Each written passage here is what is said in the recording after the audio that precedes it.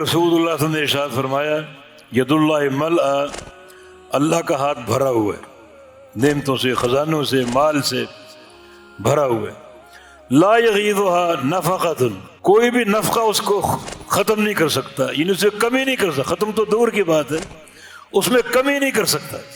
کوئی بھی نفقہ۔ آگے صحا کا لفظ ہے،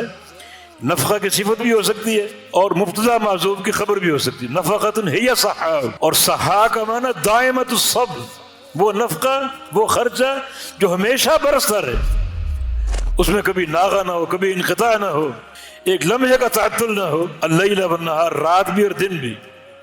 یہ ظرفیت پر منصوب ہے دونوں، رات اور دن، رات اور دن وہ نفقہ مسلسل برستا رہے، مسلسل برستا رہے تو اس میں کوئی کمی نہیں آئے گی، ختم ہونا دور کی بات۔ وہ حدیث قدسی صحیح مسلم کی، یا عبادی لو ان اولکم وآخرکم وانسکم وجنکم کانوا فی صعید واحد فسألونی، کہ میرے بندو تم تمہارے سارے اگلے پچھلے انسان اور جن، جو لوگ پیدا ہو کے مر گئے وہ آ جائیں، اور جو قیامت تک پیدا ہونے والی وہ بھی پیدا ہو کر آ جائیں، اور جو موجود ہے وہ بھی آ جائیں، ایک میدان میں جمع ہو جائے، انسان بھی جن بھی، اور سارے مجھ سے مانگیں، سوال کریں، میں سب کے سوال پورے کرتا جاؤں، سب کو دیتا جاؤں، لائن لگانے کی ضرورت نہیں، ایک ہی وقت میں مانگو، اپنی اپنی زبان میں مانگو، سب کی سنوں، سب کو دوں، فوراً دوں، اور جو چاہو مانگو، کوئی قید نہیں ہے، کوئی شرط نہیں ہے۔ تو سب کو دینے کے بعد میرے خزانوں میں کتنی کمی آئے گی؟ اتنی بھی نہیں کہ ایک بحر سخار ہو، سمندر ہو، اس میں سوئی ڈبو کر نکال لو، کتنا پانی کم ہوگا، اتنی کمی بھی میرے خزانوں میں واقع نہیں ہوگی۔ یہ اس کے خزانے، یہ اس کی عطا، کیا تم دیکھتے نہیں ہو اللہ تعالیٰ کب سے خرچ کر رہا ہے؟ جب سے آسمانوں اور زمینوں کو بنایا، مخلوقات آباد ہوئیں، تب سے اللہ دے رہا ہے، سب کو دے رہا ہے، متواتر دے رہا ہے، مسلسل دے رہا ہے، آج تک دے رہا ہے اور قیامت تک دیتا رہے گا۔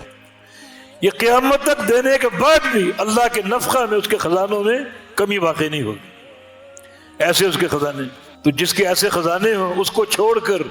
اپنی طرح کے فقیروں سے مانگنا، یہ کہاں کی سمجھداری؟ انتم الفقراء الی اللہ، لوگو تم سارے فقیر ہو اللہ کے۔ ایک فقیر کبھی کسی فقیر سے مانگتے؟ یہ سڑک پہ بھکاری کھڑے ہوتے ہیں، آپ کے سامنے ہاتھ پھیلائیں گے، کبھی کسی بھکاری نے کسی بھکاری کو کہا مجھے بھیک دے دو؟ فقیر فقیر سے نہیں مانگتا۔ یہ انسان کی ایک اس کی بیمار سوچ کہ وہ اللہ جو سارے خزانوں کا مالک ہے اسے چھوڑ کر فقیروں سے مانگتا، شرک بھی ہے اور اس کی ایک ذلت بھی ہے، انتہائی